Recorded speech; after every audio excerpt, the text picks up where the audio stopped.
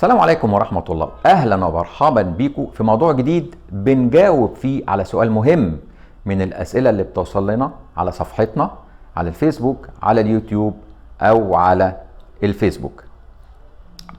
موضوعنا هو نجاح عملية المية اللي ورا الطبل. طب ليه ما قلناش نسبة النجاح أحسن؟ بفكركم تاني إن في فرق كبير قوي بين نسبة نجاح ونسبة تحسن. نسبة نجاح يعني لما يبقى عندي 10 عيانين بعملهم، ممكن عيانين منهم نسبة النجاح تبقى قليلة، يعني يبقى في فشل في العملية 70% مثلا، يبقى 7 بتنجح و3 بتفشل. لكن اقول نسبة تحسن يعني التحسن بيزيد. لو 10 مثلا عملوا عملية، التحسن لما اقول 70% تحسن، يبقى لو هو بيشتكي 7 ب10 حاجات، 7 بتتحسن و3 ما تتحسنش. نرجع لموضوعنا، هو موضوع المية اللي ورا الطبلة. يعني ايه كلمة مية ورا الطبلة؟ مية ورا الطبلة يعني نقطتين مية موجودين في الأذن الوسطى.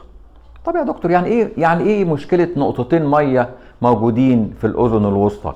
طبعا نقطتين مية دول لأن الصوت عادة بيتنقل في الهواء اللي موجود جوه الأذن الوسطى. فالنقطتين دول في وجود أذن وسطى تقريبا سنتي ونص في سنتي ونص، طبعا لما الصوت يتنقل في ميه بيبقى اقل.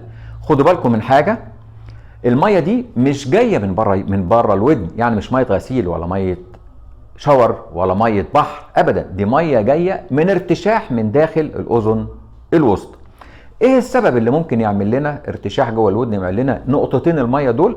هي اسباب كتيره. اي سده في الانف تسد قناه استاكيوس ويبتدي الضغط جوه الاذن الوسطى يلخبط، ويبتدي يحصل تجمع للنقطتين 3 الميه دول. زي ايه؟ زي في الاطفال مثلا لحميه، زي الالتهاب متكرر في اللوز، زي لحميه متضخمه، زي حساسيه، زي سده في الانف، زي حساسيه، زي ادوار البرد المتكرره. كل المشاكل دي في الاطفال تعمل لنا ميه ورا الطبله. في الكبار زي حاجز، زي لحميات، زي غضاريف، زي اورام، كل الحاجات دي بتسد مجرى التنفس وتسد فتحه قناه استاكيوس في الانف وتعمل لنا ميه ورا الطبله. بنشخص ميه ورا الطبله ازاي؟ بقياس ضغط الودن، دي حاجه موجوده تقريبا في كل العيادات دلوقتي.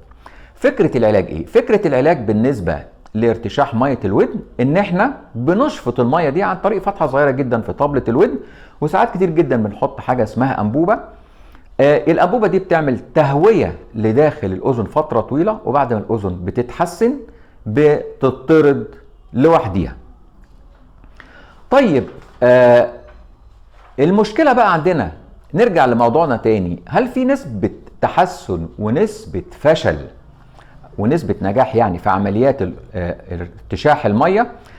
خلينا نتكلم كلام عملي. نسبة التحسن عادة بتبقى 100% طالما العملية اتعملت مظبوط، وأهم من العملية إن احنا شلنا السبب بتاع المية اللي خارج الطبلة، سواء كان لحمية، سواء كان لوز، سواء كان حاجز أنفي، واتحطت الأنبوبة. وده أهم سبب في نجاح العملية، هو إزالة السبب اللي عمل المية اللي خلف الطبلة. طيب إمتى تفشل وإمتى ترجع مرة تاني؟ ده وارد طبعا لو السبب لسه موجود، أو لو اتعملت يعني نقدر نقول بإيد غير ماهرة، فممكن العملية بتفشل وممكن ترجع مرة تاني. طيب أحسن طرق لعمليات شفط المية أو عمليات المية اللي خلف الأذن إيه؟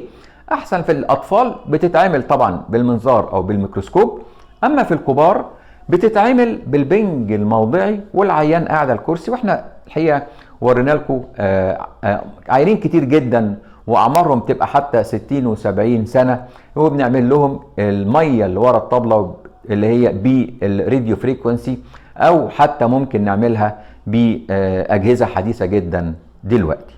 يا رب يكون موضوع مهم، يا رب يكون موضوع وصل لكم المعلومة بتاعة ارتشاح مية الودن. وزي ما بنقول دايما، اللهم علمنا ما جهلنا وانفعنا بما علمتنا. مع تحياتي دكتور هشام إبراهيم.